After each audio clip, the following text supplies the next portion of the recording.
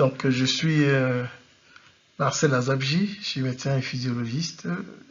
L'image, comme vous voyez, il s'agira donc de quelques chapitres choisis de physiologie respiratoire chez l'humain. Lorsque nous aurons des échanges, notez bien que ce sera par ce numéro sur la plateforme WhatsApp, au cas où nous n'utiliserions pas la plateforme Zoom. Alors,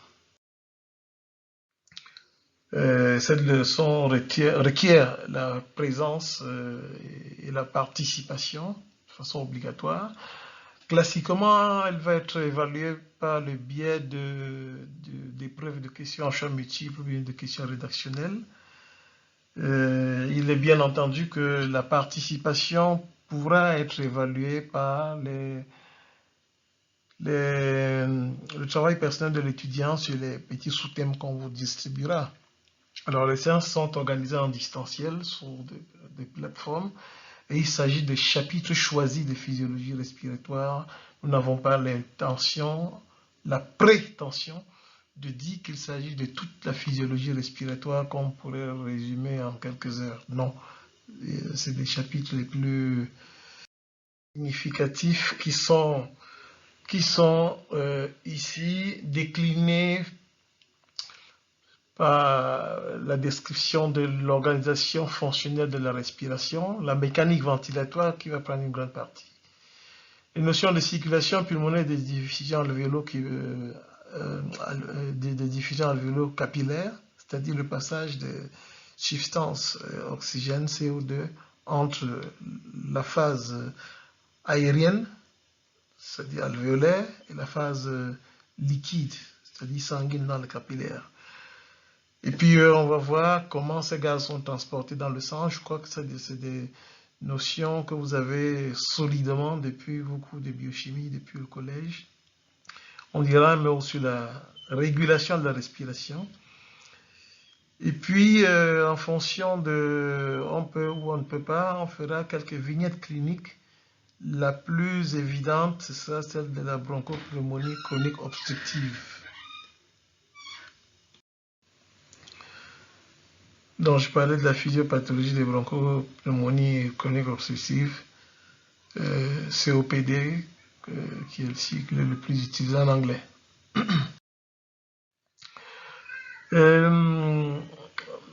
Pédagogiquement, la structuration de la transmission de ces informations, de cette leçon, est organisée comme suit. Il y a une introduction. À chaque fonction que nous ferons, vous verrez qu'il y a une introduction, même si elle n'est pas dite ainsi.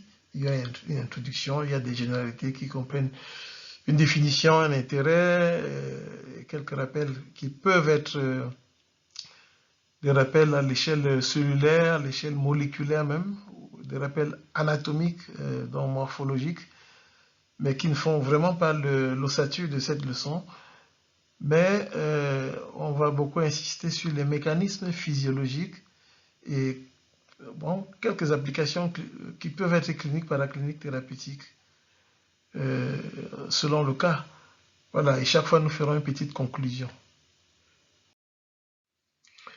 Donc, en réalité, nous sommes divisés en deux parties.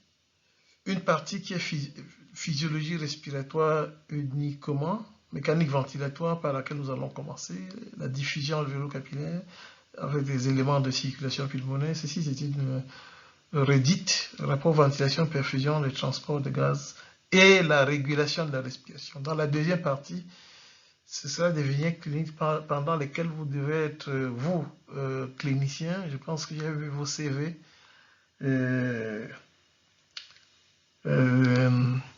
Docteur Mendane, docteur Ateba, docteur Anoko, ainsi de suite. Bref, vous êtes tous des cliniciens, n'est-ce pas, docteur Atengena, docteur Tobini.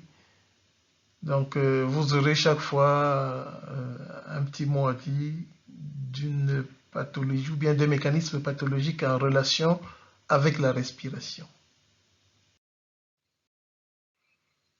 Bon, nous quelques générales de l'organisation fonctionnelle de la respiration. Le système respiratoire, je dis bien le système respiratoire parce qu'il ne s'agit pas de l'organe respiratoire. L'organe respiratoire, ce serait le poumon seul. Le système respiratoire a des centres neurologiques qui sont dans le système nerveux, donc le tronc cérébral qui commande rythmiquement les motoneurones et l'effecteur thoraco-pulmonaire, lequel assure la ventilation, les échanges gazeux pulmonaires. Et puis, cette orchestration est sous la surveillance neurologique qui sont les récepteurs sensibles aux modifications de la ventilation et qui permettent d'envoyer des afférences dans les centres nerveux. Cette diapositive seule vous fait comprendre que le système respiratoire, c'est un ensemble qui va comprendre grosso modo une fonction neurologique très importante, une fonction mécanique thoraco-pulmonaire, et voilà, et qui va mettre en route la diffusion, le transport et l'utilisation. Ceci est schématisé par cette diapositive qui vous montre le système nerveux où nous avons depuis le cortex, nous avons trois grandes parties, le cortex, le tronc cérébral, la moelle allongée. C'est très schématisé par ces rectangles-là, mais c'est des étages. L'étage qui contient les groupes neuronaux qui engendreront les influx qui passent par les motoneurones et excitent nos muscles s'appelle le générateur. Le générateur va donc envoyer un certain nombre de façon rythmique des influx dans les motoneurones qui vont vers le diaphragme et les autres muscles respiratoires que vous allez voir en anatomie, qui vont vers le diaphragme, et bien sûr dans une respiration de repos, mais dans une respiration forcée, on va utiliser également les muscles intercostaux et jusqu'aux muscles abdominaux pour une respiration vraiment forcée. Dans tout l'arbre respiratoire, nous avons donc des récepteurs qui sont schématisés ici et qui renvoient l'information de l'efficacité de la ventilation pulmonaire, qui renvoie donc ces informations vers un autre étage qu'on appelle l'intégrateur. Je vous rappelle, je viens de commencer par le générateur, où on peut dire par où tout commence, mais il y a l'étage supérieur dans le tronc cérébral qu'on appelle l'intégrateur, qui intègre, comme son nom l'indique, des informations conscientes venant du cortex. On verra les émotions, on verra les locutions, ainsi de suite, qui sont des phénomènes qui vont modifier notre ventilation. Donc, l'intégrateur les intègre avec les informations, avec les afférences, si vous voulez, provenant de toutes les parties de notre organisme. Ici, on a seulement figuré l'arbre respiratoire, dont il y a des récepteurs sensibles aux modifications de pression partielle d'oxygène, de pression partielle de CO2 et sensibles également aux modifications de l'équilibre acide-base. Ces modifications donc, sont, je le répète une troisième fois, affairées, amenées vers l'intégrateur. C'est à peu près la même diapositive. Ici, vous avez un muscle strié. Là, vous avez la distribution des récepteurs au niveau des grandes voies vasculaires, la crosse de l'aorte, par exemple, et la bifurcation carotidienne, qui sont sensibles aux modifications d'oxygène, de pression partielle d'oxygène, de CO2 et de l'équilibre acide-base, et ramènent donc ces afférences au niveau central, comme nous l'avons dit. En fait, nous avons une cascade de pression partielle en fonction de la position anatomique où se trouve le récepteur. Cette diapositive vous montre de l'air ambiant, I vous donne dit donc l'air inspiré quasiment similaire à l'air ambiant, le grand A qui est l'air alvéolaire, petit a qui est la pression partielle. En fait, il s'agit des pressions partielles d'oxygène ici et de CO2 de l'autre côté. La pression partielle d'oxygène dans l'air ambiant, la pression partielle d'oxygène dans l'air alvéolaire, la pression partielle d'oxygène dans le sang artériel, la pression partielle d'oxygène dans le sang veineux. Ces pressions partielles ont des valeurs qui, mises sous forme d'une courbe, nous font ce qu'on appelle une cascade de pression partielle. Là, on a un peu schématisé la partie pulmonaire dans les bronches, les poumons. Là, on a schématisé le système circulatoire, cardiovasculaire, si vous voulez. Et là, une cellule pour représenter les tissus, lieu de consommation d'oxygène et de production de CO2.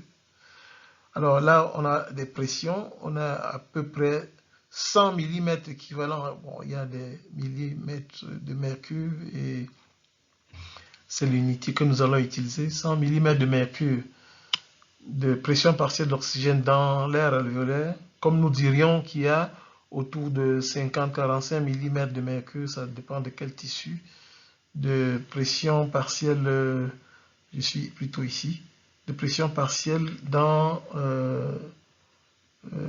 les tissus, voilà, de CO2. Ce n'est pas une image en miroir, vous voyez pourquoi j'hésite un peu. Pendant qu'on est dans l'air ambiant, les pressions partielles de CO2, c'est sous forme de traces. C'est sous forme de traces. Mais au fur et à mesure qu'on est dans la profondeur des tissus, les pressions partielles d'oxygène, de CO2 sont plus importantes et atteignent à peu près 40-50 mm de mercure. Dans le sang veineux mêlé, qui est un peu la moyenne corporelle, on verra qu'on est autour de 45. Voilà.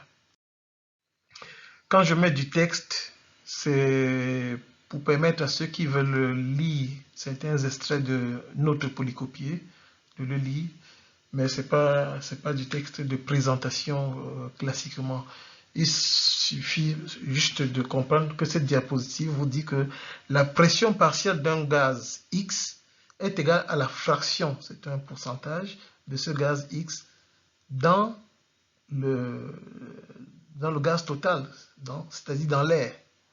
Et puis nous pouvons extraire la présence de la pression partielle d'eau pour parler de l'air sec. Parce que l'eau, nous le savons, se vaporise et se comporte comme un gaz. C'est la seule substance qui est connue, pour ainsi dire, en physiologie pulmonaire. Et il y a, on l'a dit en présentiel, hein, si vous avez des questions, il ne faudra pas hésiter, des unités de mesure qui ont donné lieu à des conventions, ATPS, BTPS, STPD, pour dire dans quel système de mesure la mesure a-t-elle été faite. Est-ce qu'elle a été faite en conditions ambiantes de température et de pression saturée par la vapeur d'eau?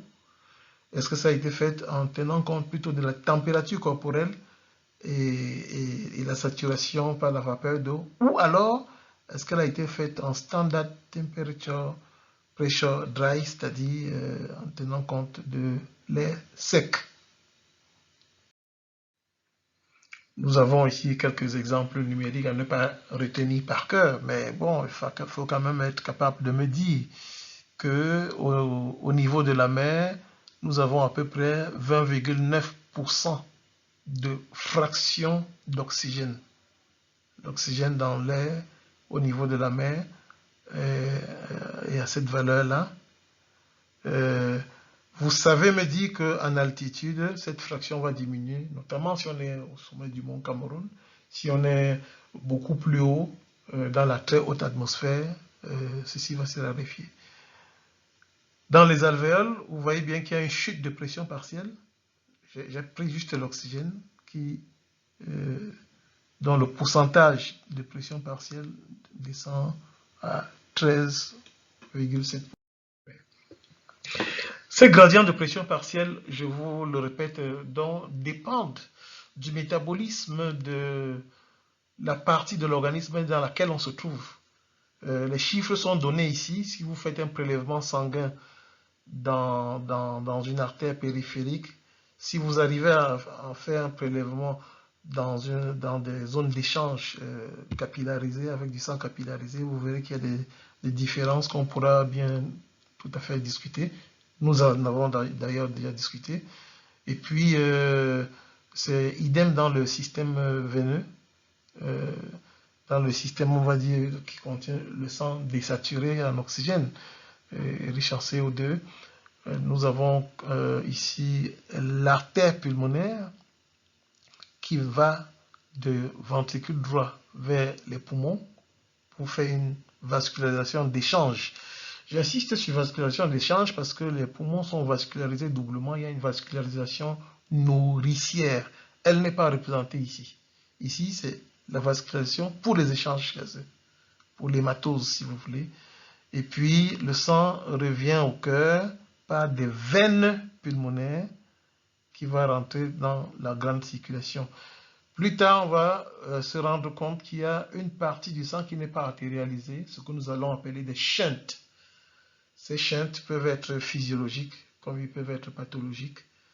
Le shunt physiologique est regroupé sur ce qu'on appelle l'admission veineuse. Quelques abréviations ne vous feront pas de mal si vous prenez du temps pour lire et comprendre ce que c'est. Selon que nous sommes dans la phase gazeuse, c'est ça que nous avons en physiologie respiratoire, la phase gazeuse lorsque nous sommes dans les poumons, ou la phase sanguine lorsque nous sommes dans le sang. Alors, il y a des fractions, il y a des pressions partielles, il y a des volumes, il y a des débits, donc des volumes en fonction du temps, et il y a des flux métaboliques, c'est-à-dire de consommation ou bien de production. Encore quelques abréviations, ne vous en faites pas, sur nos discussions, chaque fois je préciserai que signifie chaque abréviation. Entrons dans le fond pour la ventilatoire. Nous allons voir ce que c'est qu'un spirogramme, quelle est la nomenclature utilisée, quel est le bilan des forces qui influencent la compliance et le travail ventilatoire. C'est très utile à connaître en clinique quand vous branchez un patient sur ventilation assistée. Vous devez tenir compte des barotraumatismes, vous devez tenir compte de l'efficacité de la pression que vous mettez en place pour pouvoir faire une diffusion alvéolo-capillaire, ainsi de suite, ainsi de suite. Et bon, dans la théorie des forces qui sont en présence, il y a ce qu'on appelle la courbe de relaxation du système poumon-thorax. Cette figure-ci vous est forcément familière, ça c'est de l'anatomie, je n'insisterai pas là-dessus. Rien ne vous est étranger à ce point-ci. On a juste représenté les voies aériennes jusqu'aux sacs alvéolaires. Voilà le circuit de l'air. À partir de ce point, il y aura donc une diffusion vers la circulation pulmonaire que nous n'avons pas représenté sur cette diapositive. Le plus grand mouvement, c'est le mouvement ventilatoire, c'est le mouvement d'inspiration et le mouvement d'expiration. Inspiration, expiration. Le diaphragme tire vers le bas, nous inspirons, le diaphragme pousse vers le haut et nous expirons. Aussi simple que ça. Si nous agrandissons un peu l'arbre respiratoire, nous verrons que nous avons des bronches, les bronchioles, qui vont donner donc à la fin du bout, en agrandissant un peu. Donc c'est ces petits sacs qu'on appelle les alvéoles.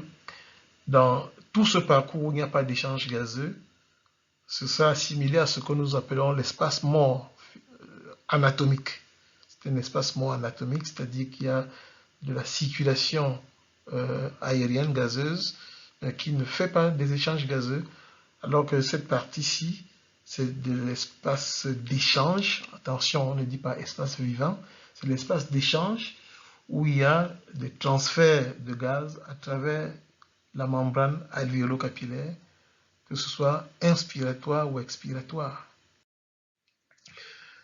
Voilà, nous reviendrons encore sur la circulation pulmonaire parce que c'est très important de savoir qu'il y a les veines pulmonaires qui vont se subdiviser d'une part et qu'il y a l'artère pulmonaire d'autre part.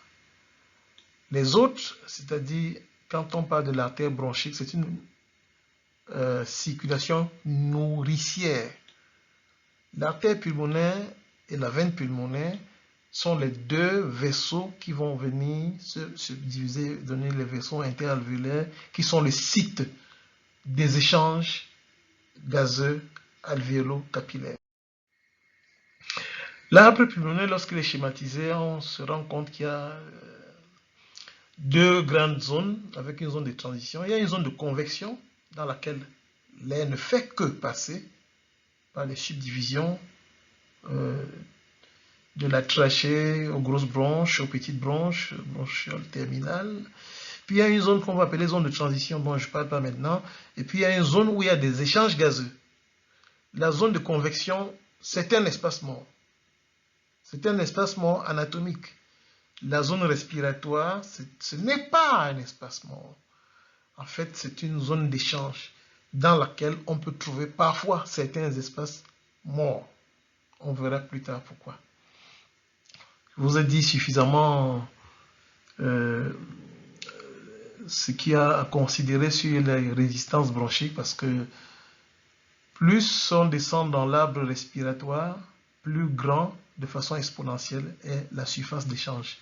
Cette notion d'augmentation exponentielle de la surface d'échange va nous revenir. La section de la trachée est de à peu près 2 à 3 cm, 2,5 cm carrés. Et regardez bien que nous avons au niveau de la somme des sections des alvéoles 80 mètres carrés. Imaginez le buste de quelqu'un dans lequel il y aurait des alvéoles qui sont tellement plissées que tu vas les déplisser, ça ferait l'équivalent d'un terrain de tennis, 80 mètres carrés. Pour vous donner, c'est une redondance de diapositive qui dit la même chose ici. J'ai voulu vous parler de la résistance bronchique. Lorsqu'on est dans les parties hautes de l'arbre respiratoire, la résistance est petite, c'est-à-dire entre la génération 0 et la génération 5, 6, 7, 8, la résistance bronchique augmente progressivement jusqu'à atteindre un maximum autour de la 8e, 10e génération, parce que la bronche devient de plus en plus petite. Il y a la friction entre l'air qui passe et la paroi bronchique est très importante, alors que tout en haut, la section était grande, était rigide, protégée par du cartilage. Bref, tout ce que vous avez suivi en ce qui concerne l'anatomie. Lorsqu'on descend, on continue à descendre, la résistance devient très petite. La résistance devient très petite parce que nous l'avons vu, le total du volume alvéolaire ce serait étalable sur une surface de 80 mètres carrés. Donc, curieusement, l'alvéole est petite, mais le nombre d'alvéoles fait qu'on souffle vers quelque chose de très grand dont il y a une petite résistance. Voilà. La section totale de la bronche est celle-là. Je vous laisse, je fais grâce du texte, vous allez lire s'il y a des questions dessus. Alors, ces volumes qui rentrent et qui sortent par inspiration et par expiration ont été mesurés il y a de cela, je ne sais pas, plus d'un siècle, par un montage qu'on appelle un spiromètre, et qui nous fournit un tracé appelé le spirogramme. Le spirogramme représente donc les mouvements d'inspiration et d'expiration. De nos jours, nous avons des montages électroniques miniaturisés. Nous avons encore le plaisir de pouvoir vous dire que nous avons un appareil de ce siècle, du siècle dernier, qui est dans nos couloirs à la faculté de médecine et des sciences biomédicales. C'est un appareil de musée, voilà, dont vous pourriez passer le voir. Ça, c'est la suite où on vous donne quelques chiffres de spirométrie. Mais ce qu'il faut comprendre en spirométrie, c'est que lorsqu'on est au repos, nous mobilisons un certain volume d'air qu'on appelle le volume courant, et qui, chez un adulte jeune, est à peu près de 1 demi-litre. 1 demi-litre. Mais à partir de là, si nous faisons une inspiration forcée, nous ajoutons au-dessus de la ventilation du volume courant, nous ajoutons un volume de réserve inspiratoire. De même, si à la fin d'une respiration de repos de volume courant, nous pourrions faire une expiration forcée, on forcerait jusqu'à rejeter un volume qu'on appelle le volume de réserve expiratoire qui est représenté ici à peu près 1200 millilitres. Ce n'est pas en miroir. Nous avons dans la partie inspiratoire plus de 3 litres et moins de 2 litres ici. Voilà. L'ensemble des volumes mobilisés est ce qu'on appelle la capacité vitale. Donc, l'ensemble des volumes mobilisés par une respiration forcée, de l'inspiration à l'expiration forcée, est ce qu'on appelle la capacité vitale. La voilà. En dessous de la capacité vitale, il y a un volume qui ne bouge pas. C'est celui-ci, qu'on appelle le volume résiduel. On verra pourquoi et quel est son intérêt. Parce que en médecine clinique, puisqu'on parle d'intérêt clinique, la somme des deux volumes qui sont en permanence lorsqu'on est au repos, lorsque nous ne faisons que la respiration de repos, c'est-à-dire cette ventilation-ci, lorsque nous ne faisons que cette ventilation-ci, le volume qui est présent dans notre poumon est celui-là, est la somme de volume de réserve inspiratoire et de volume résiduel. Ça s'appelle la capacité résiduelle fonctionnelle. On verra qu'au cours de certaines pathologies, les problèmes de mécanique ventilatoire vont amener progressivement à augmenter la capacité résiduelle fonctionnelle. On appelle cela une respiration à haut volume, à des volumes hauts. Bon, si je vous demandais quel est le volume présent dans le poumon au point B, je suis sûr que vous me diriez que ce volume, c'est le volume résiduel. Si je demandais quel est le volume présent dans le poumon au point C, certains me diraient la capacité pulmonaire totale. Mais si je précise ma question en disant quel est le volume présent lorsqu'on ne tient compte que des volumes mobilisables, vous auriez raison de me dire que c'est la capacité vitale. Voilà. Donc, lorsque nous oscillons autour du point A, nous faisons ce qu'on appelle une respiration de repos et nous mobilisons un volume ici, désigné par le volume 2. Ce ne sont pas des points consensuels, hein, c'est des choses que je mets de moi-même. Vous ne verrez pas dans un livre de physiologie appelé volume 2, mais si ça vient sur une épreuve, alors le volume 2, c'est ce qu'on appelle le volume courant. Vous lirez ceci et vous verrez les effets de la fréquence ventilatoire sur l'amplitude. Celui qui respire très vite va avoir des petits mouvements ventilatoires parce qu'il a augmenté sa fréquence respiratoire. Pardon. Celui qui fait une respiration lente et profonde va avoir un volume courant un peu plus grand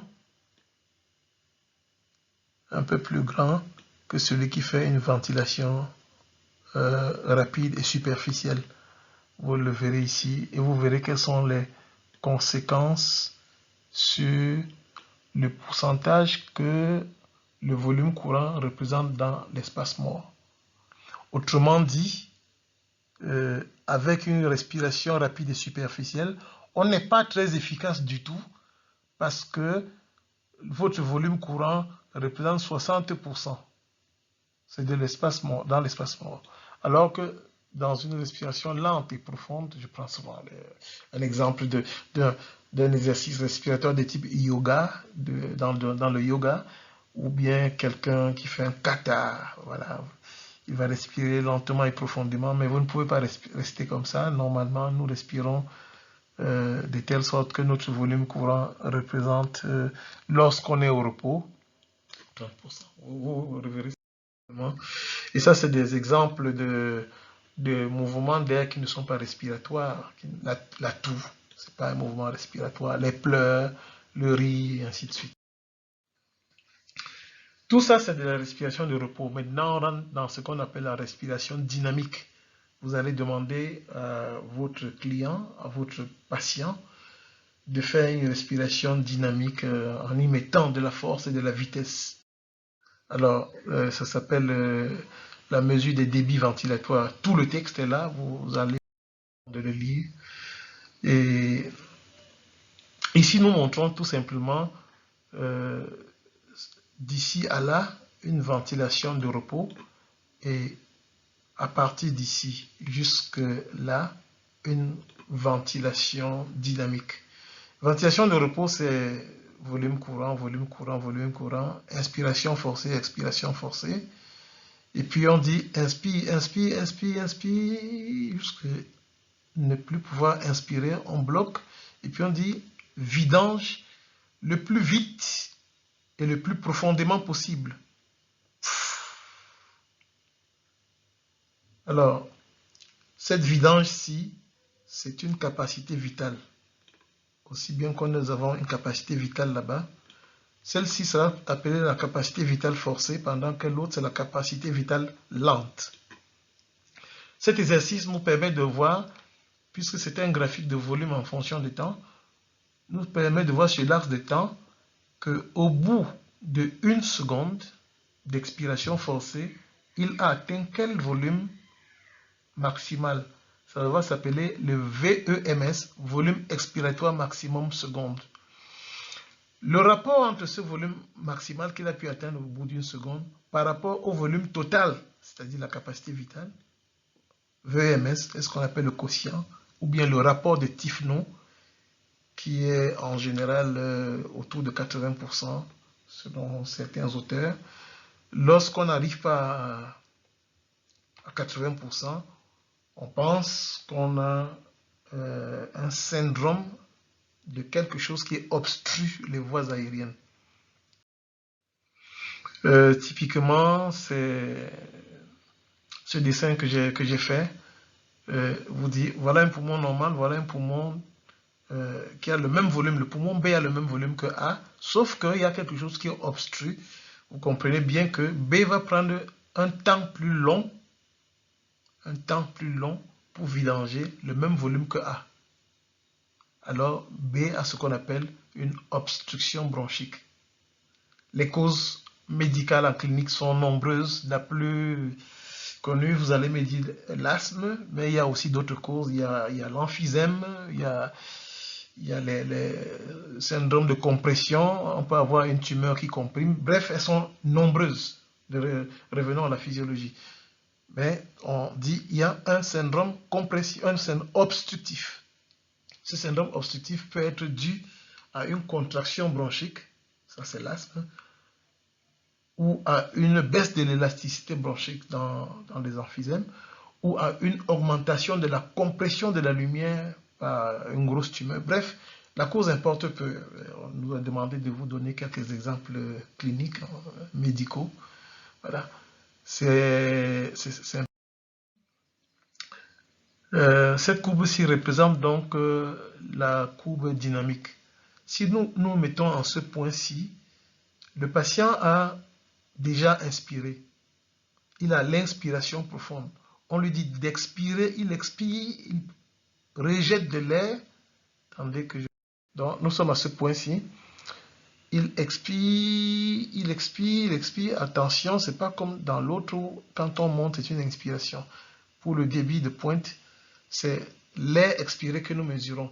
Donc, il expire au point de ne plus pouvoir augmenter la vitesse d'expiration, mais il continue d'expirer.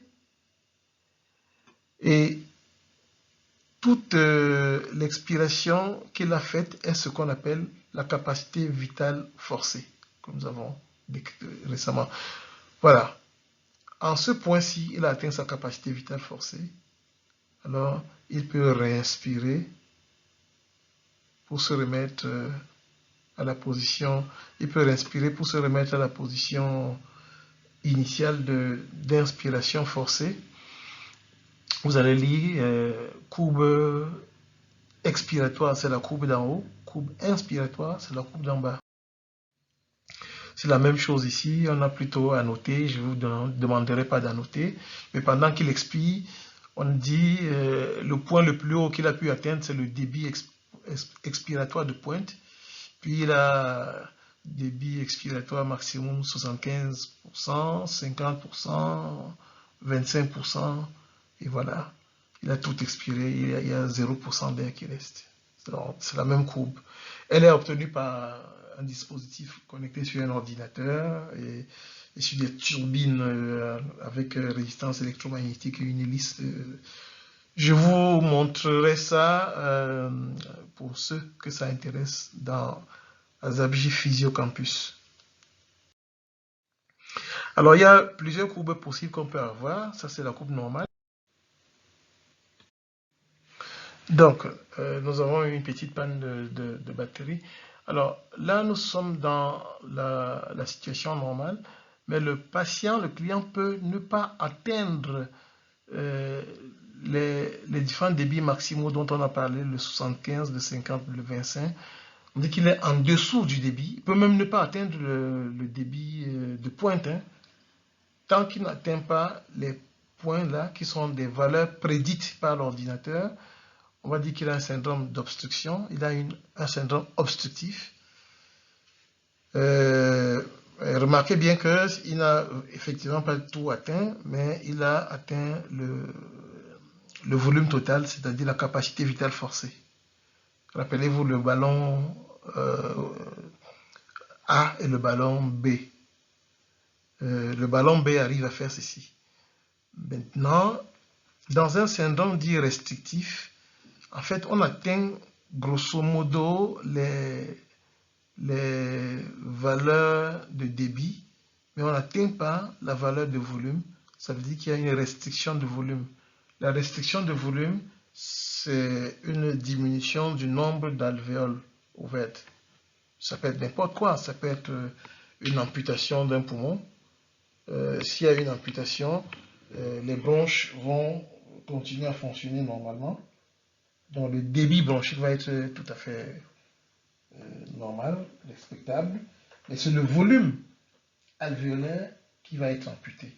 Et c'est ce que nous voyons dans un syndrome restrictif. C'est difficile d'avoir un syndrome restrictif pur, ça arrive, hein, ou un syndrome restrictif pur.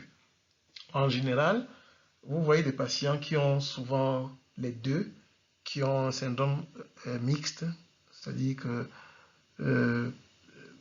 il a des complications vieilles de son asthme ou bien de sa BPCO. Il n'arrive à atteindre ni les débits maximaux, ni les volumes maximaux. On parle d'un syndrome mixte. Alors, la statique thoraco-pulmonaire, c'est, comme son nom l'indique, c'est toutes les forces qui rendent le système thorax-poumon qui lui rendent une certaine rigidité. C'est des forces de pression, c'est les muscles, c'est le squelette, les tendons, ainsi de suite. Et la conséquence, ça va se faire ressentir sur les résistances circulatoires et le travail ventilatoire. C'est cette personne qui va avoir une dyspnée au point de faire travailler ses muscles accessoires et parfois de s'épuiser d'avoir respiré et en mourir, bien sûr. On peut en mourir. Donc le travail respiratoire, le travail ventilatoire, en quelques minutes ou bien de façon chronique, chez certains fumeurs emphysémateux, ça va prendre des années, mais dans certaines crises d'asthme très sévères et très violentes, en quelques minutes, on peut avoir des complications extrêmement graves sur le travail ventilatoire. Alors, je ne vous refais pas la... Je vous rappelle simplement que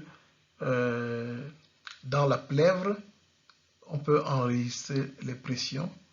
Et nous savons très bien que la pression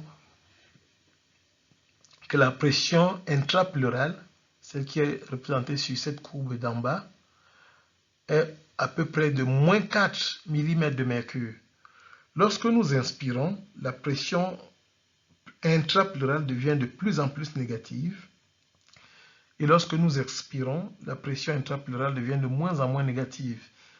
Le docteur Ateba va vous expliquer mieux ça. Et puis, les anesthésistes réanimateurs, les pneumologues qui sont dans le groupe, oui, docteur Ateba, il faut vous apprêter à leur dire pourquoi.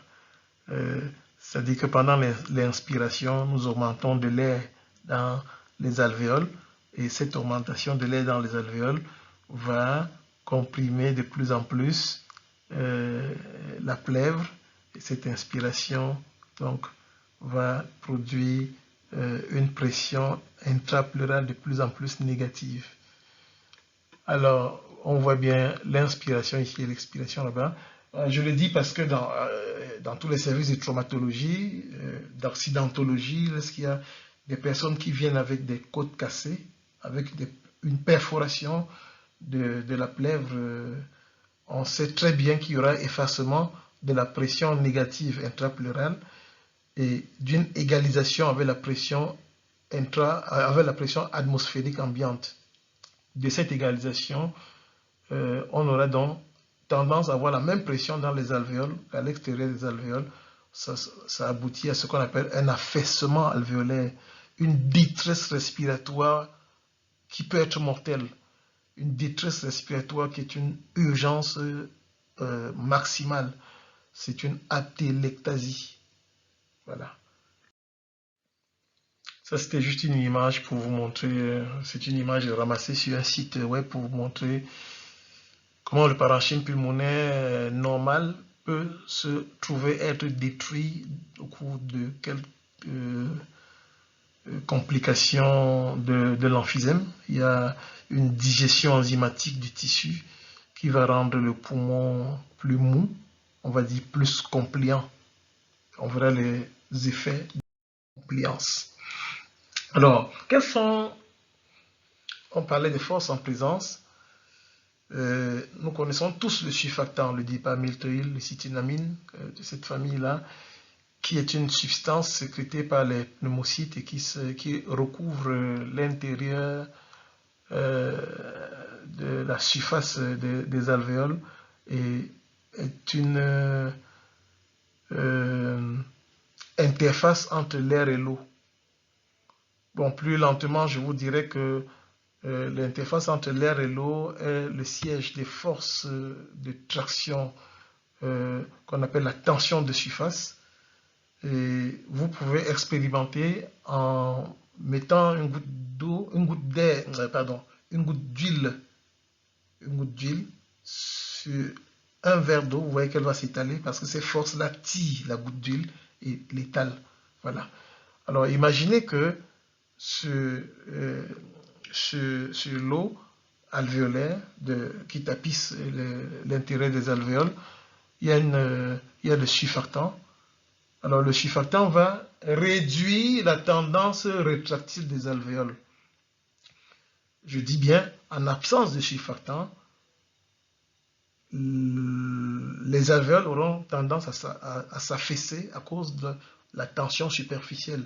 C'est une pathologie génétique au cours de laquelle les nouveau-nés ne sont pas génétiquement équipés pour produire du surfactant et ils naissent en détresse respiratoire avec des alvéoles qu'ils n'arrivent pas à ouvrir et qui n'arrivent pas donc à avoir leurs différentes capacités vitales, volume courant et consort. En salle d'accouchement, on va instiller du surfactant pour baisser la tension superficielle. En lisant ceci, vous comprendrez, et en prenant quelques notes dans nos échanges que nous incessamment. Alors, cette diapositive, il ne faut pas qu'elle vous effraie. Elle est d'une simplicité mais incroyable. Nous avons donc deux groupes de forces. Ça ne se voit pas ici. On a deux groupes de forces. Il y a les forces physiques, c'est-à-dire c'est l'élasticité alvéolaire, c'est le squelette qui a une position de stabilité, c'est les muscles, ainsi de suite, ainsi de suite. Donc il y a tout un ensemble d'éléments anatomiques qui vont constituer ce que j'appelle les forces physiques. Mais à l'intérieur, nous avons vu qu'il y a une substance chimique qui participe aussi à l'ouverture alvéolaire, que je vais appeler maintenant les forces chimiques, si vous voulez. Alors, si le thorax était seul et qu'on mesurait pour faire une courbe de pression-volume du thorax seul, on aurait cette ligne interrompue courbe. C'est-à-dire que à la morgue, vous avez pris un thorax, vous l'avez vidé de ses poumons et vous l'avez laissé à l'air libre. La pression nulle, qui est là où je mets le point ici, serait ce qu'on appelle le point de relaxation du thorax seul, chest wall. Si vous prenez le poumon sans thorax, un poumon tout seul, et vous le pendez comme embouché par un morceau de viande, alors la valeur de relaxation, le point de relaxation, ce serait celui-ci, qui est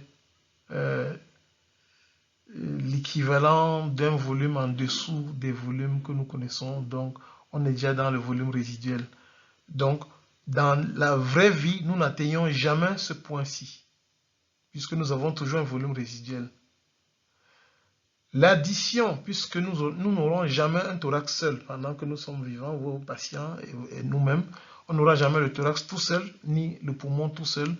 La ligne en trait continu qui est là est la somme des deux lignes discontinues. Donc, en réalité, le médecin doit s'intéresser à cette ligne discontinue qu'on appelle la courbe de relaxation du système poumon-thorax. C'est la courbe de relaxation du système poumon-thorax.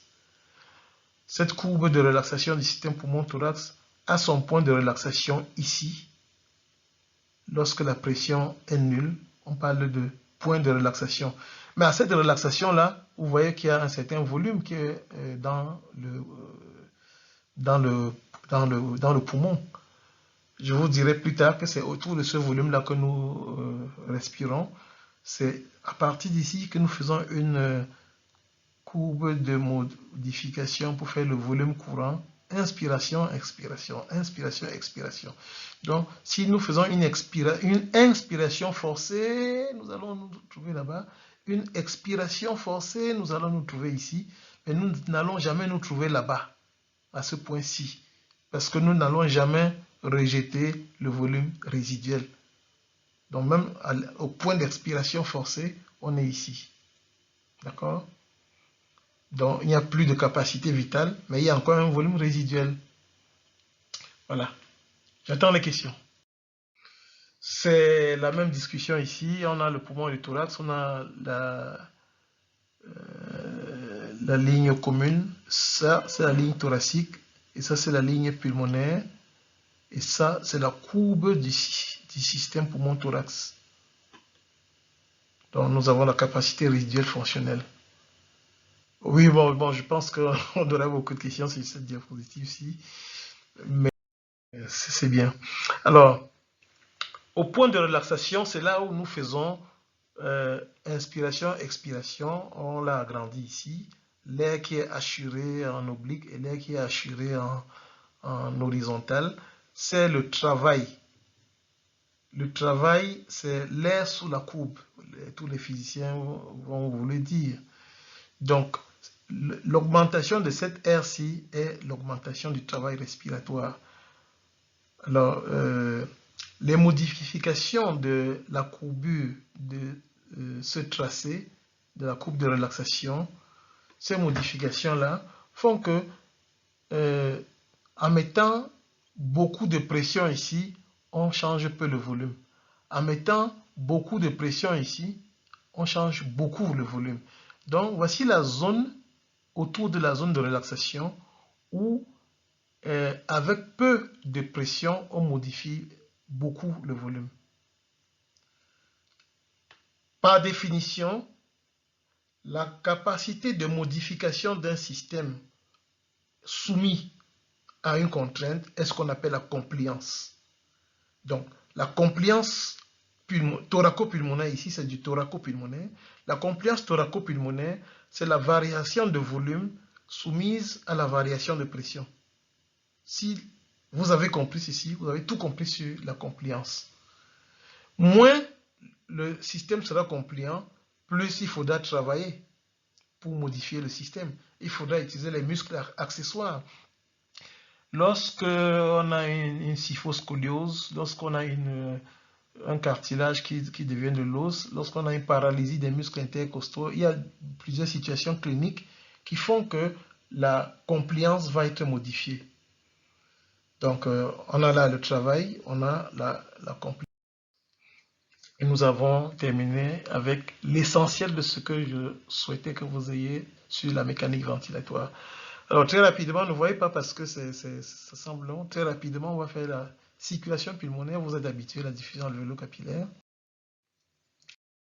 Je vous ai dit, voici un agrandissement de la terminaison des voies aériennes dans des alvéoles. Là, il y a des bronchioles respiratoires, les alvéoles. Et vous voyez qu'il y a beaucoup de circulation sanguine. On va dire qu'il y a beaucoup de perfusion. Le terme que nous utilisons, c'est la perfusion. Donc, il y a la ventilation et la perfusion. Retenez bien ça. Nous reviendrons sur le terme ventilation-perfusion. Donc, c'est un schéma où on vous montre deux vaisseaux. Bon, un troisième vaisseau lymphatique. On n'insiste pas beaucoup dessus. Ça va jouer pour les œdèmes. Mais on a la veine et l'artère qui passent à travers ces sacs-ci, qui sont les sacs alvéolaires. Voilà l'alvéole, voilà l'alvéole, voilà l'alvéole. Et partout là, il y a des vaisseaux sanguins, des capillaires sanguins. Là, il y a des gros vaisseaux, veines et artères. Fondamentalement, l'oxygène va diffuser de l'espace alvéolaire, être pour une partie de l'oxygène dissous dans le plasma et pour une grande partie rentrer dans l'hémoglobine pour être fixé, rentrer dans l'érythrocyte pour être fixé sur l'hémoglobine. Toujours au niveau du poumon, on aura le sens inverse pour ce qui concerne le CO2. Bien sûr, il s'agit des gradients de pression. Cette équation de diffusion veut que la diffusion est proportionnelle au gradient de pression. Pression alvéolaire moins pression artérielle, pression partielle des gaz, hein, il s'agit de la pression partielle des gaz. La diffusion est proportionnelle à la surface des échanges. Plus la surface est grande, plus la diffusion sera grande. Ça, c'est élémentaire. Elle est inversement proportionnelle à l'épaisseur de la membrane à traverser. Plus la route qu'on doit traverser est épaisse, plus la diffusion va être difficile. Donc l'oxygène, je vous l'ai redit ici, va pour une partie dans le plasma être dissous. En biochimie, vous allez comprendre bien comment ça se dissout. L'autre partie de l'oxygène va aller être fixée sur un des tétramères de l'hémoglobine. Il y a 4 tétramères au sein de chacun. Il y a une molécule appelée l'hème qui a un fer ferreux, Fe2+. A contrario, pour le CO2, on a une sortie du CO2 qui va être expirée, qui provient pour une partie du CO2 dissous. Il n'est pas dissous de la même façon que l'oxygène, hein, il est dissous sous d'autres façons, on verra. Et une autre partie du CO2 qui était liée à l'hémoglobine. À l'hôpital, on utilise essentiellement cette équation, puisque nous ne voyons pas à l'hôpital la surface des échanges et l'épaisseur de la membrane alvéolo-capillaire. Ça, c'est, on va dire, c'est de l'anatomique. Alors, à l'hôpital, on le remplace par ce qu'on appelle la conductance spécifique. La diffusion de l'oxygène est égale à la conductance spécifique, dont ces paramètres anatomiques-là, morphologiques, multiplié par la différence alvéolo-capillaire en oxygène, donc les pressions partielles d'oxygène. Voilà. Très facilement, on a des appareils qui vous donnent les valeurs de PaO2, petit CO2. Et puis, au niveau du nez du patient, on a un appareil qui permet de mesurer la consommation d'oxygène, ce qui fait qu'on peut discuter quelle est la valeur de la conductance spécifique, quelle est le phénomène physiopathologique qui est arrivé sur S ou bien sur E. Sur E, sur l'épaisseur, le plus évident, c'est souvent un édème. S'il y a un édème alvéolaire, exemple dans le Covid, je pense que quelqu'un d'entre vous doit me parler de Covid. Si un édème alvéolaire, E va augmenter, la diffusion va baisser, il faudra donc faire une oxygénothérapie réparatrice. Voilà. Ici, nous avons extrêmement schématisé les deux grandes circulations, les deux principales circulations. La grande circulation qui va dans tout le reste du corps, qui part du ventricule gauche, l'aorte, bon, c'est vraiment schématisé, l'aorte, et puis tous les organes, le cerveau, le rein, les intestins, le cœur lui-même, bref, vascularisation nourricière, c'est des échanges nourriciers. Et on revient dans le cœur droit pour en repartir par l'artère pulmonaire vers les poumons pour faire une vascularisation d'échange d'hématose. D'accord? Et on revient dans le cœur gauche. Alors, la circulation pulmonaire varie entre des systolo-diastoliques de basse pression, entre 10 et 25 mm de mercure, le cardiologue interventionnel. Docteur Ateba, il faut prendre cette partie si tu expliques. Donc, quand ils mettent des cathéters dans l'artère pulmonaire des gens, voici les courbes qu'ils enregistrent. Et ils arrivent, bon, avant d'y aller, pendant ce temps, ce que nous mesurons dans la circulation systémique, vous reconnaissez notre bonne veille incisive d'Icrotte, c'est des systolo-diastoliques théoriques normales de 120 à 80 mm de mercure. On reviendra dessus en cas de... Bon, c'est un dessin générique qui vous donne des valeurs de pression partielle d'oxygène et de CO2 en différents sites de votre système. Donc, c'est une vue générique comme ça, où vous voyez les différentes pressions partielles, vous prendrez votre temps. Dans l'ambulance, c'est en général ici que nous allons faire les prélèvements pour faire ce qu'on appelle les gaz du sang, parce que c'est le reflet de ce qui s'est passé dans le poumon. Pourtant, si nous faisons un prélèvement là-bas, on ne sait pas.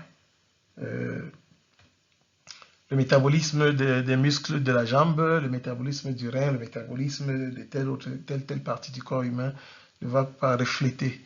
La seule partie dans le circuit veineux, le docteur Ateba vous dira, c'est le sang veineux mêlé. C'est pour ça qu'il faut cathétériser, arriver au niveau de l'artère pulmonaire pour faire des prélèvements sanguins et comparer pour savoir ce qui se passe au niveau de l'hématose et un certain nombre d'autres choses. Je n'entre pas dans les détails, vous verrez. Alors, tout n'est pas si bien dans le meilleur des mondes possible, hein. C'est-à-dire que le sang veineux arrive, subit l'hématose et repart. Mais en réalité, il y a une partie du sang veineux qui passe par des voies qu'on appelle des shunts. La description la plus simple, c'est ce qu'on va appeler l'admission veineuse. C'est-à-dire que si au sorti du poumon, on prenait dans les capillaires pulmonaires la pression partielle d'oxygène capillaire, le petit c là veut dire capillaire, on verrait qu'elle est supérieure à la pression partielle d'oxygène dans le sang artériel. Et ceci, c'est un joli QCM. Ceci est dû au fait qu'il y a eu admission veineuse, donc il y a eu du CO2 qui s'est surajouté et qui a diminué, qui a induit une diminution de la pression partielle. Voilà. Et lorsque l'admission veineuse devient trop importante, le shunt peut être une malformation cardiaque. Le trou de Bottal est le plus connu. Vous avez beau oxygéner l'enfant, l'hématose sera, l'oxygénothérapie sera inefficace parce qu'il y a justement une admission veineuse massive par le trou de Bottal. Donc c'est une sanction qui doit être chirurgicale pour aller fermer le trou de Bottal et tout rentre dans l'ordre. Ce n'est qu'un exemple, hein. Il y a beaucoup de formes d'admission veineuse. Les résistances vasculaires pulmonaires, c'est un très très bon chapitre. C'est un très grand chapitre que le professeur Didier, j'avais insisté qu'il prenne ça. Alors, je vais vous dire tout simplement, supposons que voici l'arrivée du sang et voilà les différents vaisseaux sanguins. Vous voyez qu'il y a des vaisseaux sanguins ouverts, donc le sang passe, des vaisseaux sanguins collabés, le sang ne passe pas. Okay. Lorsque nous augmentons le débit sanguin cardiaque, il y a deux phénomènes qui vont se mettre en place pour avoir cette augmentation de débit. L'un, c'est la distension des vaisseaux qui étaient déjà ouverts, et l'autre, c'est le recrutement des vaisseaux qui étaient non ouverts. Donc, il y a des phénomènes qui sont conjoints, la distension et le recrutement. D'accord? Alors, voici les courbes de débit-pression. On voit très bien que avec l'augmentation de la pression, on n'est plus sur les mêmes lignes iso-résistance. La résistance va changer. On va sauter d'une ligne de résistance vers une autre en fonction de l'hypoxie que sur cette partie-ci.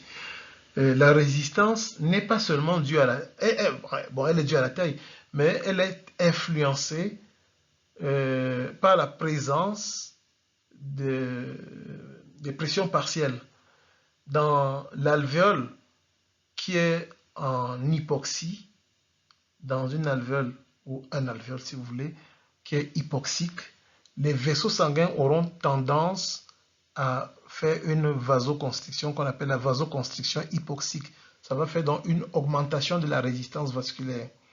De même, si on augmente la pression partielle d'oxygène en diminuant la pression partielle de CO2 dans ces alvéoles-là, les vaisseaux sanguins auront tendance à faire une dilatation et à augmenter la perfusion.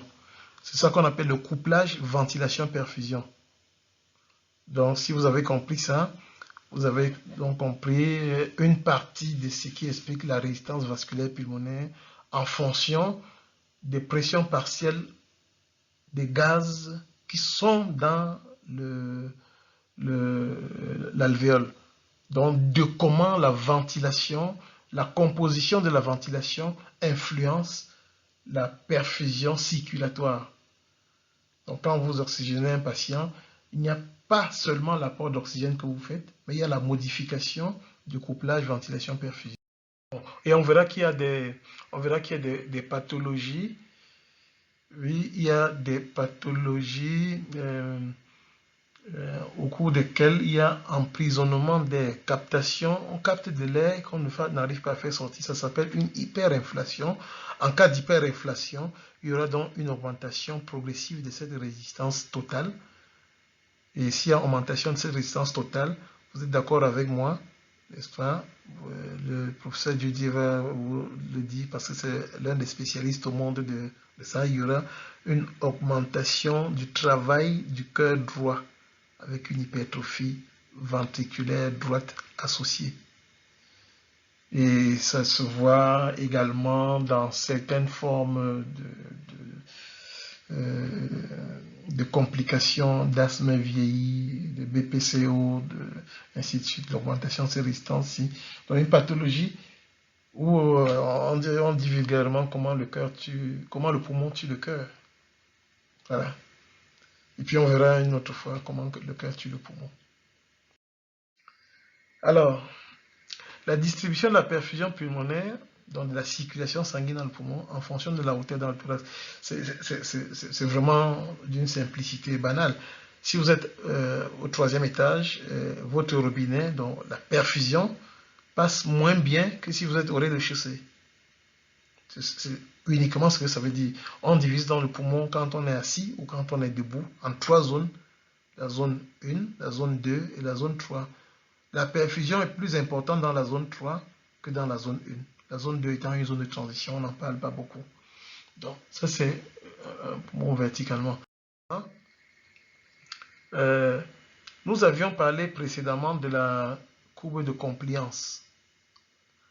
Cette courbe de compliance-ci, c'était bien entendu que la compliance est plus élevée lorsque vous êtes dans des zones où la pente de la courbe est abrupte.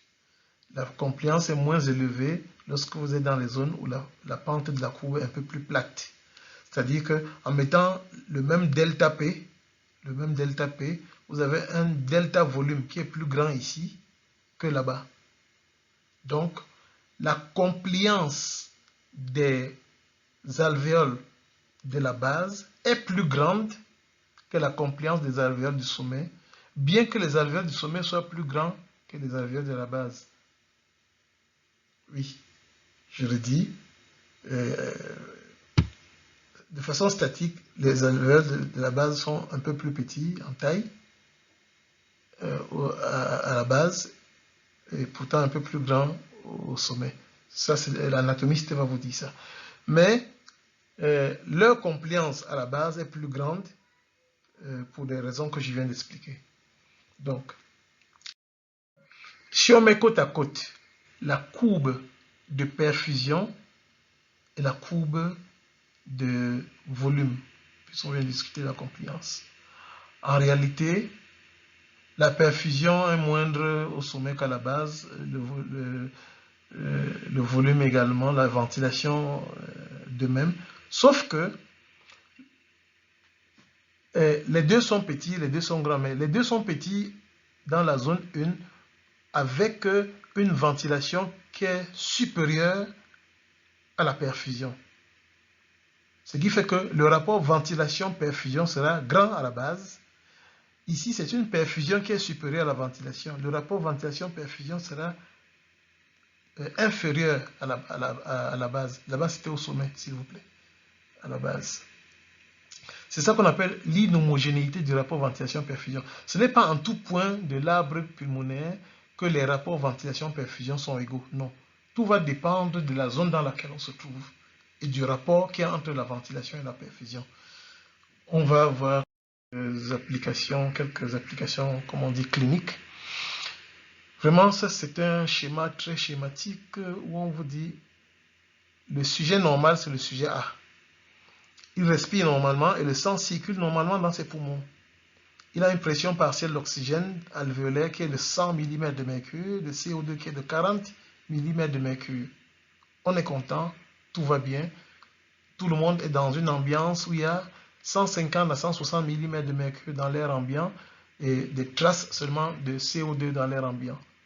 Donc tout est bien, tout est normal. Ok?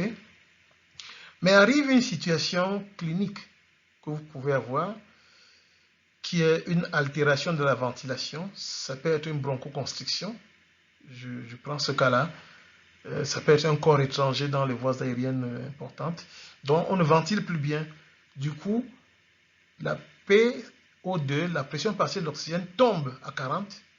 Et la pression partielle de CO2, ça dans l'alvéole, bien sûr, augmente à 45, malgré le fait que le sang circule bien.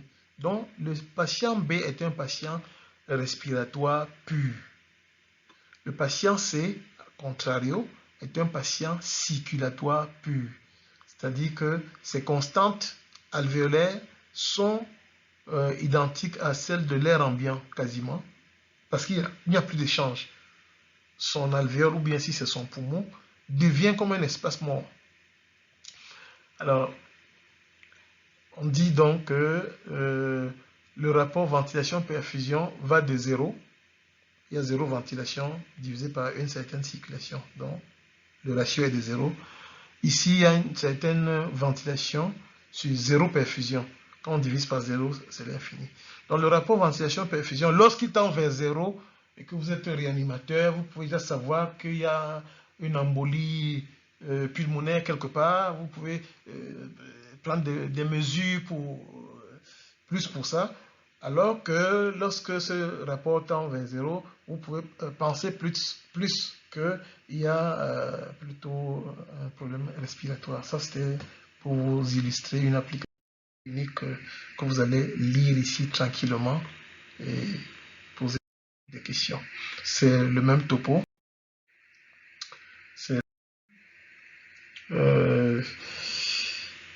Qu'est-ce qu'il peut faire? Il faut vraiment,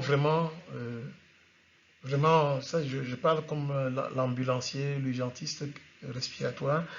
Lorsqu'il y a une hypoxémie, c'est parce que ça peut être parce qu'on est dans une zone où il n'y a pas d'air dans l'espace, par exemple. Ça peut être parce qu'il y a une hypoventilation d'origine centrale. Attention, ça peut être un AVC, hein? Quelqu'un qui fait un AVC dans la zone de son générateur, forcément va avoir une hypoventilation. Ou bien ça peut être une augmentation de l'espace mort. On a vu qu'est-ce qui peut augmenter l'espace mort. Ça peut être une obstruction. Donc en cas d'obstruction ou en cas d'hypoventilation, nous aurons une des causes d'hypoxémie. Vraiment, en 30 secondes, quand vous avez le patient devant vous, vous devez dire, si vous avez fait diagnostic d'hypoxémie, vous devez balayer toutes ces 5 causes devant vous, dans la 5e seconde. Donc le patient ne vient pas, l'hélicoptère ne l'a pas ramené du sommet du Mont Cameroun. Est-ce que neurologiquement il répond ou pas? Est-ce que c'est un asthmatique? Est-ce qu'il vient de la noyade? Est-ce qu'on vient de sauver de la noyade? Il y a de l'espacement, bref, est-ce que et ça c'est un peu plus difficile parce qu'il faut voir aussi bien que là-bas on peut avoir des phénomènes qui sont très rapides. Ici c'est des phénomènes qui peuvent être lents, l'épaississement de la membrane alvéolo-capillaire, dans la diminution de la surface alvéolo-capillaire dans l'équation de diffusion que nous avons déjà vue. V est égal à delta P fois S sur E multiplié par un coefficient appelé K. Alors la 4e cause, c'est l'admission veineuse, notre chère admission veineuse. Vraiment, si c'est en salle d'accouchement, mettez votre stéthoscope, mettez votre IRM et consort, cherchez-moi le trou de Botald, cherchez-moi les admissions veineuses, et ainsi de suite. Cherchez-moi toutes les possibilités de shunt. Et souvent, il suffit de faire une oxygénothérapie avec à forte dose et voir que ça ne change rien. Donc tout l'oxygène que vous mettez va être inutile. Il y a l'augmentation de l'inhomogénéité du rapport ventilation-perfusion. Ça, c'est une très belle diapositive qui vous résume les causes d'hypoxémie. Je serais très content que vous me trouviez une cause d'hypoxémie qui n'entre pas ici. Les chiffres, c'est à titre illustratif. Pour le moment, s'il y a un test et un examen, je vous donnerai les valeurs normales et puis vous discuterez sur les temps. Bien. Alors, dans le transport, par le sang, vraiment, vous irez à cette adresse YouTube. Vous allez voir un cours de 20 minutes que je résume ici. L'oxygène, tout l'oxygène de notre organisme est ce qu'on appelle le contenu du sang en oxygène. Une partie de ce contenu est dissous dans le plasma, c'est ça ici, et l'autre partie est fixée sur l'hémoglobine. Vous voyez donc que nous avons 1,39 ml d'oxygène qui est fixé sur chaque gramme d'hémoglobine. D'accord? C'est la majeure partie de l'hémoglobine. Alors, si nous prenons ceci, comment ce mariage hémoglobine et oxygène se fait-il? Il se fait par ce dessin, cette courbe qui est dessinée qu'on appelle la courbe de saturation de l'hémoglobine par l'oxygène. En biochimie, vous allez voir que l'hémoglobine peut transporter une molécule d'oxygène 2, 3 ou au maximum 4. D'accord? Nous vivons à peu près avec une saturation de 95-96%. Notre hémoglobine est saturée quand on est au repos à cette valeur-ci. Nous vivons donc en général dans ce plateau-ci. Bien. Si cette courbe se déplace vers la droite, nous verrons bien que bon, c'est une courbe où il y a la saturation en Y et en X, nous avons la pression partielle d'oxygène. Si ça se déplace vers la droite, ça veut dire que pour obtenir les mêmes saturations, il faut avoir eu des pressions partielles d'oxygène augmentées. Ça veut dire qu'il y a eu une baisse d'affinité. Je reprends encore sur la suivante, mais c'est ce qu'on explique ici, que la saturation en oxygène est égale à l'oxygène lié divisé par l'oxygène non lié plus l'oxygène lié. C'est ça qui donne la saturation, c'est ça qui donne un pourcentage. C'est la quantité d'oxygène liée à l'hémoglobine divisée par la capacité totale en oxygène multipliée par 100. Le texte, je vous laisse lire, il y en a beaucoup ici. Alors, les modifications dont je parle,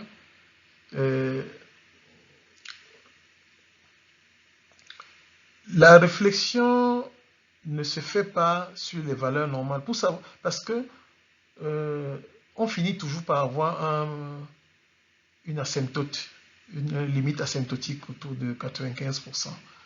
Mais pour savoir si l'affinité, si la force du mariage entre l'oxygène et l'hémoglobine, si cette force reste forte, alors on discute plutôt l'affinité. Alors, s'il faut mettre beaucoup de pression, c'est-à-dire que si pour que 50%, nous sommes ici à 50% d'oxygène, pour que 50% d'oxygène soit saturé, d'hémoglobine soit saturé par l'oxygène, avec cette courbe-ci, il faut juste un peu de pression. Avec celle-là, il faut un peu plus de pression. Avec la troisième courbe, vous voyez, il faut plus de pression encore. Donc, on appelle ça la P50.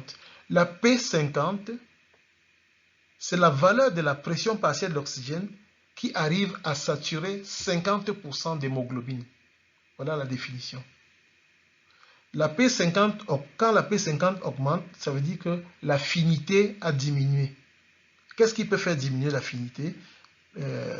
Voilà, il y a l'effet Bohr, l'effet Haldane, il y a notamment l'augmentation de CO2, l'équilibre acido-basique, la température et le 2,3-diphosphoglycérate qui est à l'intérieur des globules. Je pense que vous aurez des dessus. Et pathologiquement, on peut avoir une intoxication au monoxyde de carbone. Je souligne ça parce que de plus en plus, nous avons des moteurs dans nos maisons, des générateurs électriques quand on a coupé le courant. Et leur tuyau d'échappement relâche du monoxyde de carbone et le matin, toute la famille est décédée parce que, voilà, vous lirez le monoxyde de carbone, c'est un peu un programme, mais j'en parle quand même. En ce qui concerne le CO2, il y a également deux formes. Il y a la forme dissoute et il y a la forme dissoute 7 à 10%, à peu près comme l'oxygène est 10%. Mais il y a la forme combinée à l'hémoglobine et il y a une troisième forme qui est la forme métabolisée, qui est la forme majeure. Le bicarbonate, en fait, c'est une forme de transport du CO2. CO2 plus de l'eau, ça va vous donner l'acide carbonique. La fameuse équation de Anderson-Hasselbalch, ça va vous donner de l'eau, CO2 plus de l'eau, pardon, en présence de l'anhydrase carbonique, ça va vous donner des bicarbonates et des protons. Et ce bicarbonate-là, c'est une forme de transport de CO2. Voilà. On dira un petit mot sur l'effet Haldane. L'effet Haldane, c'est lorsque l'alcalinisation du sang produit dans le poumon par le départ du CO2, ça augmente l'affinité pour l'oxygène. Donc, grâce à l'effet Haldane, le fait de s'être débarrassé du CO2 augmente le fait de capter l'oxygène. Ça, c'est dans les poumons. L'effet Bohr, c'est dans les tissus. C'est un peu l'inverse, c'est-à-dire qu'il y a une inhibition, c'est l'influence inhibitrice du CO2 pour la fixation de l'oxygène sur l'hémoglobine au niveau des tissus. Alors, il y a donc le départ de l'oxygène qui va aller, bon, pour continuer sa route, comme vous connaissez, dans les mitochondries et faire le métabolisme énergétique. Donc c'est la même chose qu'on dit là. Au niveau des tissus, il y a l'effet Bohr, la dissociation. Au niveau des poumons, il y a l'effet Aldan. Vous lirez, comprendrez certainement. Nous avons déjà discuté que la dissociation de l'oxygène, c'est température, PCO2 et équilibre acide-base. Au fur et à mesure que la température augmente, vous pourrez me dire ça maintenant en termes techniques. Qu'est-ce qui se passe sur la P50? Vous allez me répondre ça. En cas d'hypothermie progressive, qu'est-ce qui se passe sur la P50? De même, vous allez réfléchir sur la P50 avec ces différentes modifications. En résumé, le transport d'oxygène se passe de deux façons. L'oxygène qui est dissous et l'oxygène qui est lié à l'hémoglobine. L'oxygène qui est dissous va dépendre de la ventilation, de la diffusion, de la compliance, des résistances. Bref, pour que l'oxygène passe de l'air ambiant et arrive dans le sang, voilà donc les différents phénomènes par lesquels on doit passer. S'il y a un édème, par exemple, la distance de diffusion, s'il y a peu d'alvéoles, s'il y a des alvéoles, des espaces morts, par exemple, s'il y a un manque de compliance, il y aura des difficultés de ventilation. Bref, ça c'est le résumé de ce qu'on a vu. Et c'est idem pour l'oxygène qui est lié, nous venons de le dire, l'équilibre acide-base, la température, le 2,3 dpg et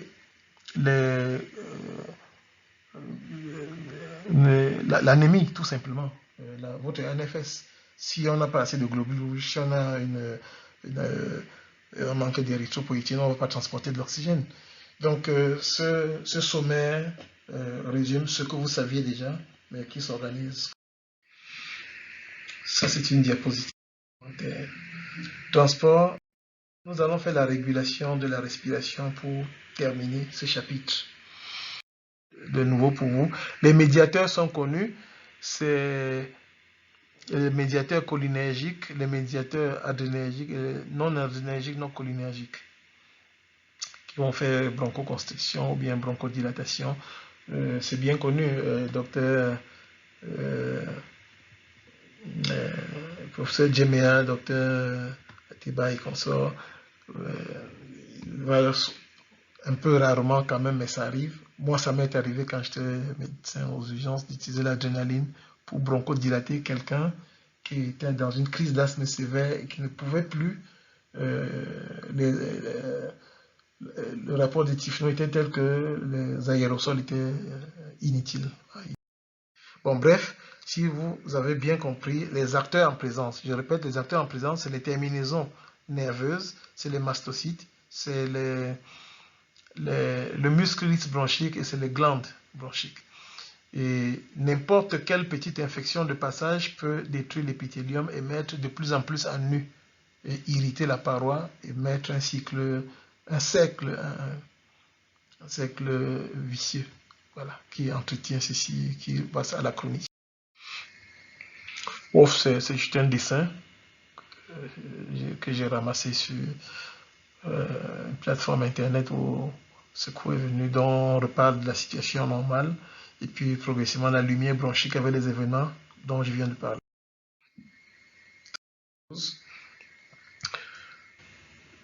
Le cours a commencé par l'organisation fonctionnelle du système respiratoire.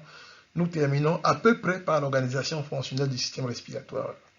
Nous vous disons, il y a une partie corticale qui est le siège de la conscience. Nous sommes conscients et nous avons des émotions qui peuvent nous faire rire.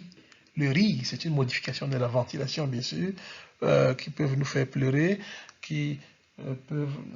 nous pouvons de façon volontaire inhiber l'influx du motoneurone diaphragmatique et arrêter la ventilation. Donc il y a l'influence corticale, mais il y a aussi l'influence des gaz des pressions partielles de gaz et de l'équilibre acide-base dans le milieu intérieur.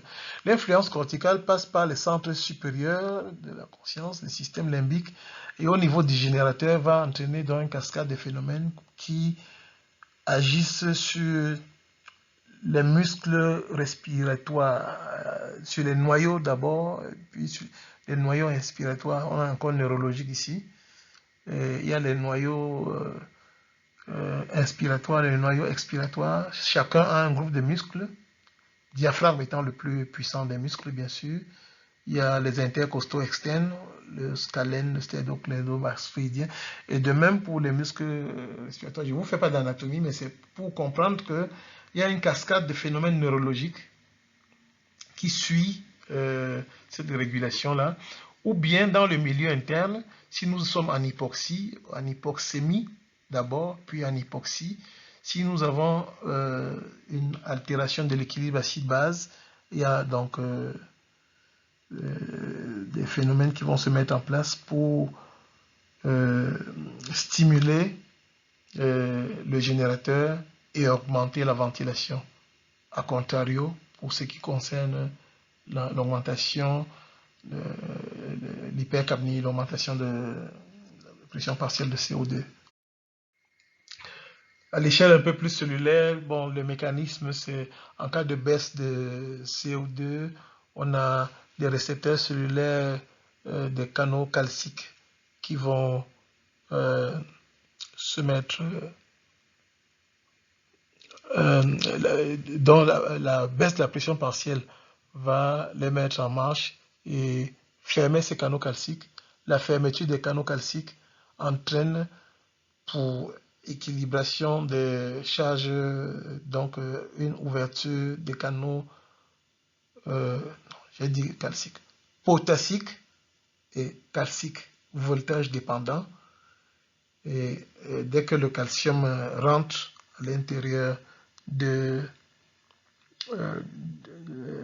ce glomus carotidien, il y a libération par exocytose de la dopamine et création d'un influx qui va donc activer le générateur et la ventilation. Nous avons ici de ce côté, voilà, un mélange de... En général, lorsqu'on modifie les pressions partielles de CO2, on modifie par le biais de l'équation. C'est ça. Ça, c'est l'équation de Anderson-Hasselbalch. On modifie par le même biais, donc l'équilibre acide-base. Il y a des récepteurs, chémorécepteurs centraux qui vont agir sur les centres respiratoires et augmenter la ventilation. Puisqu'il y a eu augmentation de la PCO2, on augmente la ventilation pour la réparer, pour la compenser, si vous voulez. Le réflexe ventilatoire, c'est ce qu'on vient de dire là. C'est ce qu'on vient de dire sur la diapositive précédente. Et je pense que nous venons de parcourir les chapitres choisis de physiologie respiratoire, de la ventilation au transport, à la diffusion, au transport, à la régulation de la respiration.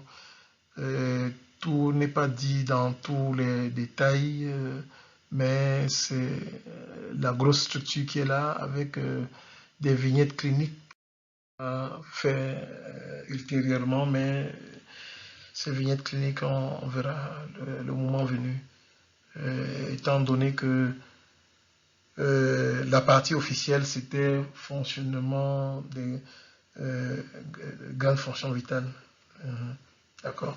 Donc, on pourra parler du Covid. Moi, ça m'excite bien de parler de la phase pulmonaire, de l'orage cytokinique, des œdèmes pulmonaires, cardiogéniques, non cardiogéniques et consorts, de parler de Covid et consorts. Donc, il y a beaucoup de choses qu'on pourrait dire pour illustrer ce qu'on a vu. Je vous remercie pour votre attention. Ça, c'est la dernière. Toutefois, sur YouTube, je commence à créer un petit Azabi Physio Campus que vous